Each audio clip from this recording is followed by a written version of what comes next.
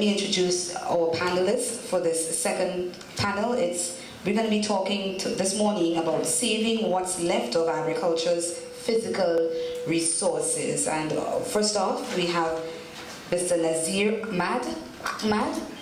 Got that. I've been working on that pronunciation. Professor Ahmad enjoyed wide international recognition for his work in tropical soil science and traveled to over 85 countries of the world as a consultant and advisor in soil and land use problems. He was awarded the AICA Gold Medal for his contribution to research in soil science in the Caribbean and Latin America. Now Professor Emeritus of Soil Science of the University of the West Indies, he's credited with having improved research and teaching facilities, and he developed a postgraduate school of research in soil science. He built a sophisticated soil science department that equaled those in developed countries and was the sole or joint supervisor of approximately 100 research students who are now working in many countries of the world. Let us welcome Professor Ahmad. Next to him we have Mr. Earl Norona. Mr. Norona teaches and practices permaculture and is the owner of Wasamaki Ecosystems, a 33-acre, formerly citrus estate undergoing a permaculture restoration while producing cut flowers, tropical fish, and indigenous food crops. He has a BSc in Applied Biochemistry and an MSc in Zoology from the University of Guelph, and he has completed 2 permaculture design courses in Trinidad, Belize, as well as short courses in intensive aquaculture, dendrology, and tropical landscaping. Let us welcome Mr. Earl Norona. Next to him we have Dr. Lystra Fletcher-Paul. Dr. Paul is the FAO representative for Guyana, where she works in the capacity of natural resources management. Dr. Lystra Fletcher-Paul, thank you for being with us. And the last panel member to recognize this morning, by no means the least, we have Dr. Susan Singh Renton. Dr. Renton is the Program Manager, Research and Resource Caribbean Fisheries Mechanism for St. Vincent and the Grenadines. She has been involved in regional fisheries initiatives aimed at improving fisheries management practices in several Caribbean countries, and that has been since 1992. A fisheries biologist by training, her work experience, however, has been very broad, including tasks such as design and implementation of national data collection programs, as well as research, including socioeconomic research, fisheries data analyses, and coordination of regional representation and participation in the activities of the International Commission for Conservation of Atlantis, TUNAS. Her portfolio includes managing the research and resource assessment program implemented by the Caribbean Regional Fisheries Mechanism, that's the CaRAPN, coordinating the activities of CaRAPN's work, that's their working group on data methods, and training that seeks to improve the data, methods, and skills applied to fish stock assessment conducted in CaRAPN states, and CaRAPN's main regional advisor on the ICCAT. Dr. Susan Singh Renton, welcome. Now down to the business at hand, saving what's left of agriculture's physical resources. In the order that our panelists were introduced, they will speak for a few minutes on the issues closest to them as it relates to saving what's left of the agriculture's physical resources. Thereafter, we will entertain discussion. We will start with Professor Nazir Ahmad. I think Diana has everything right about soils, the importance of soils. She made 2 comments this morning. One, she coined the SOS to mean save our soils. And I appreciate that comment. And then she said earlier about the importance of soils in her own way, the importance of soils in the Caribbean.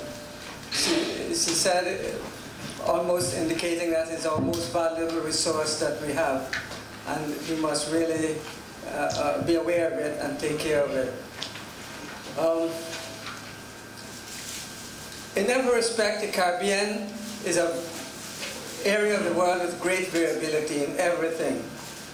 And so it is with soils. It is if you put all the bits of land together, it's really a small land area. But the variability of the soils is within that small area is not indicated at all by the size of the land area. If you travel through big land masses like in African countries or Russia or United States or Canada or any one of those big land areas, for a day or more, as though you didn't move at all because the soils remain the same. But it's not so with us. We have the best and we have the worst. If we take, in my estimation, and what will I know if you put St. Vincent, for instance, as among the best, and if you take Haiti, on the other hand, as the worst, you know you can find everything there in between in our region. For a time, we were really ahead of all the tropical world in studying our soils and in knowing our soils. In fact, the rest of the developing world use us as an example and develop their own programs of assessing their soils. But, you know, from like about 1960s, we stopped doing anything about our soils. No more work, really good work was done. And we are lagging very, very much behind in understanding our soils. It's a funny thing because we are supposed to be, for a tropical area, a developing part of the world, sophisticated. We think we are sophisticated. But you know, in our soils, we are far behind in understanding them. So what's the way forward? The way we have to do several things. One has to do with the land. We talked a lot this morning already about complications with the land. We need, in the first place, to consider the importance of ownership of the land, because that seems to be a problem. All our land, or most of it, seems to be privately owned. The other problem is that we have is we have to find a way of developing what we call the capability of the land. Human beings we all have capabilities. Human beings have capabilities. We know that you hear from time to time said such as capable of doing better or not capable of doing better. Well, that is the case with land. Having decided on the capability of our soils, we must have a zoning policy. That's the next stage, a zoning policy. And you know, a lot of people, a lot of places actually do have... Professor, yeah. I'm sorry to interrupt you, but we'd like you to just move a little quickly along because we really want to have the discussions coming in. All right. Okay, so if you like list your concerns right now, and then later on we can have expanded discussion on it, we'd love that. I'm almost finished. Thank you. Yeah, okay. Yes. Yeah, so a zoning policy is very important. And it must be strict. That's the thing. In some places you do have something of a land zoning policy, but it is not strictly applied. It is not, it's just there in theory. So we must have a land zoning policy. And then we can have room for everything. Well, just a quick show of hands, because I'm sure a lot of people here haven't heard the word, but how many people do know about permaculture over here? Okay, a few. Great. How many people have never heard the word before? Right? Okay, well, there is a definition of permaculture in the book over here, and it was something that was created 40 years ago in Australia.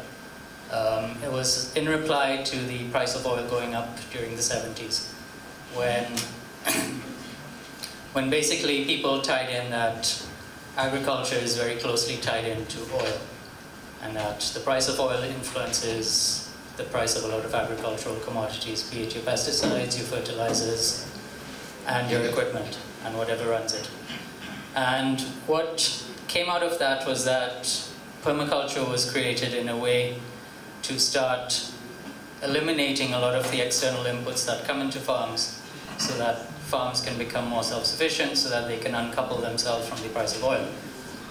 And how that goes about is that if you're no longer linked to the price of oil, the price of food would not change as much as what would happen, as what we went through when the price of oil went to $140 a barrel. And people are predicting that the price of oil may go to $200 a barrel in the next 2 years. And there's no policy in place as to what the price of food would be at that point when the price of oil does go to that point, because oil is a non-renewable resource. So that's just a little bit of the background about permaculture.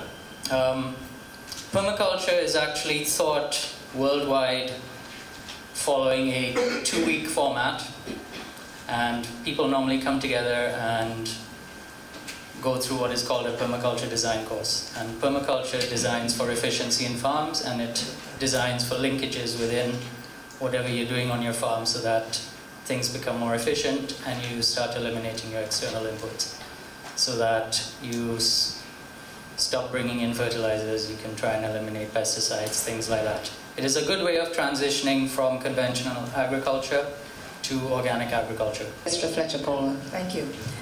Good morning, everybody. The topic we have to speak to at hand is saving what's left of our resources. And I think I have about 3 or 4 main points that I want to throw out. One is the need for an integrated approach, certainly with respect to water. A few weeks ago, I attended a high-level meeting of ministers of water. And it shocked me that we had all these people from the various water and sewage authorities talking about water. And they were saying, well, you know, our allocation strategy for water is this. We make sure that there's water for domestic consumption, water for health, water for manufacturing, water for tourism. And if any water is left over, we put it in agriculture. The other thing I want to raise is the need to think outside the box. Most of us here have been in this field for well over 30 years. I mean, I know I look like a teenager still, but I know all of it.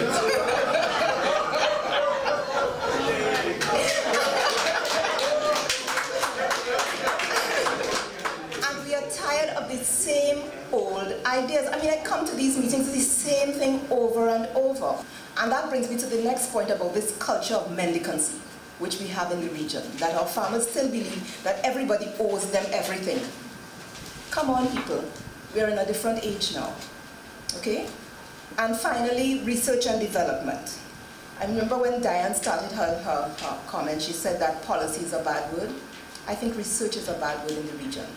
Look at the state of Cardi today. Case in point. Thank you and good morning.